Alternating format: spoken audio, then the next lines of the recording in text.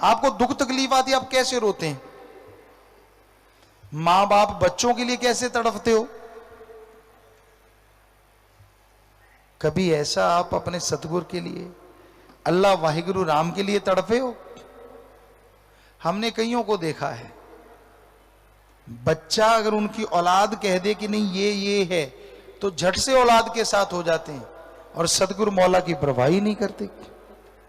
अरे जिसने बचपन से प्यार दिया हो, जिसने सदियों से नवाजा हो, पल में सिर्फ औलाद के लिए, और पता नहीं वो औलाद घर में जाके कब लात दुलत्ती झाड़ दे और आपको घर से बाहर निकाल दे, फिर रोते फिरोगे। इस कलयुग में सारे एक जैसे नहीं होते। 5.5 करोड़ में ऐसे करोड़ों सत्संगी हैं जो भगवान को भी कहते हैं अगर आना है तो हमारे सतगुरु यार के रूप में आ, वरना ना आ।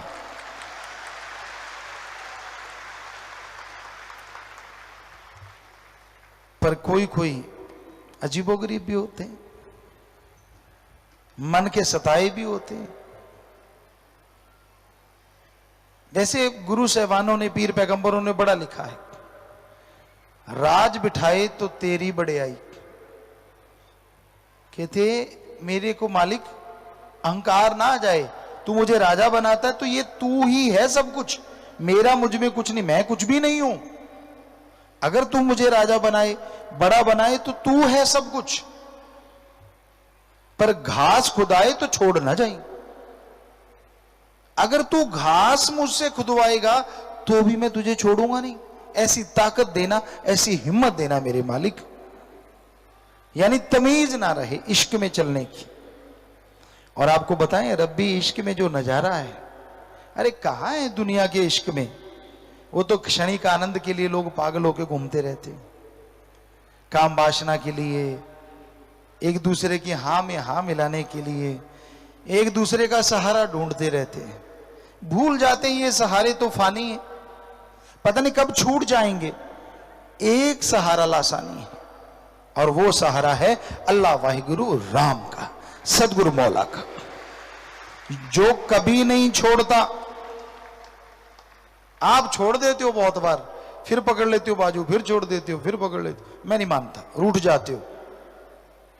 सतगुरु फिर मना लेता है, फिर हाँ अब मैं मानता हूं थोड़े, फिर कईयों के तो मुंह टेढ़े ही रहते हैं, हो जाता है ना, कहीं किसी की नकल करते हैं।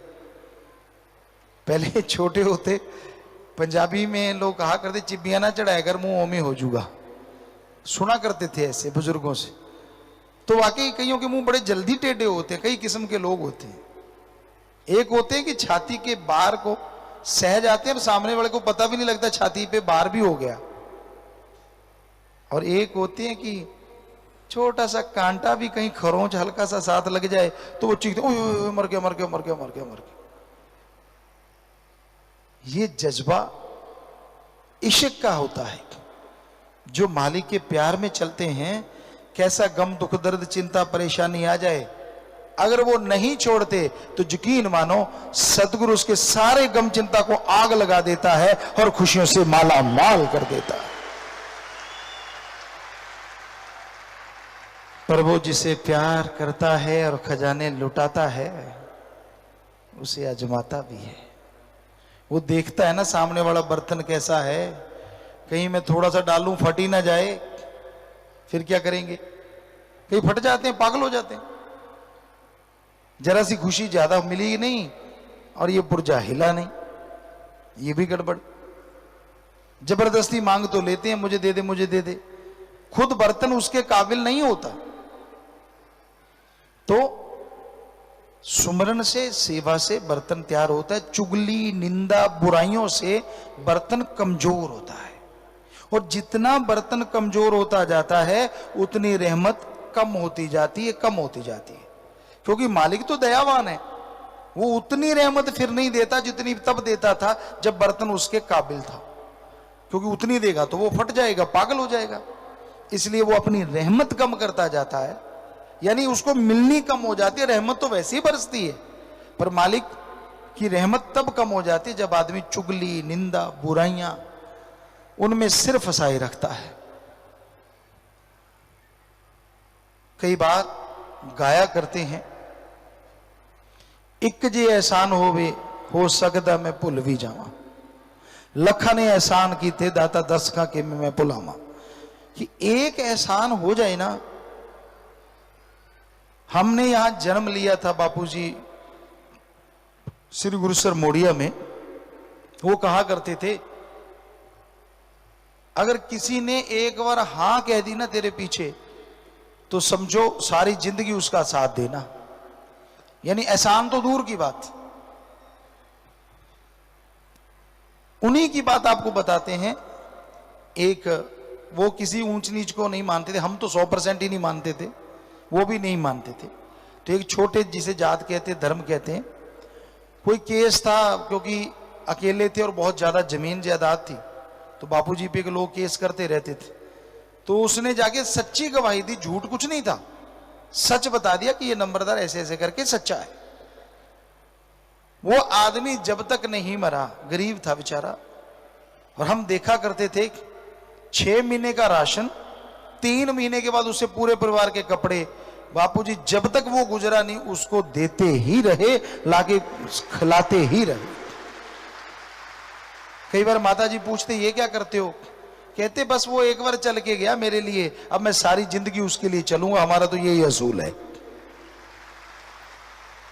तो सत्संगी भाइयों, जब सतगुरु ने आप पे एक एहसान किया हो तो फिर आपको कितना चलना चाहिए जरा सोचिए तो सही। और जिसने लाखों कर दिए हो, फिर लानत नहीं आती आप पे जब आप जरा सी बात के लिए मुंह मोड़ लेते हो, अकड़ जाते हो। नहीं करना चाहिए ऐसा। क्या पता उसमें कोई राज हो, क्या पता उसमें भी आपकी कोई खुशी आने वाली हो, क्या पता। अगर आपको पता है तो बता दो, नहीं पता तो फिर रजा में राजी सो मर्द गाजी।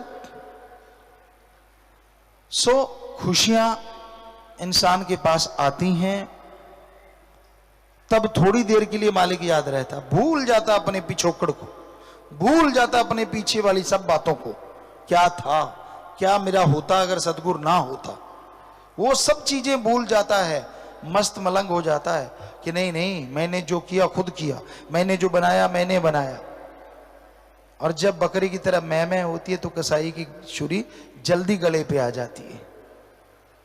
और जब उस मालिक की तरफ तू होती है तो कोई बाड़ बांका नहीं कर पाता।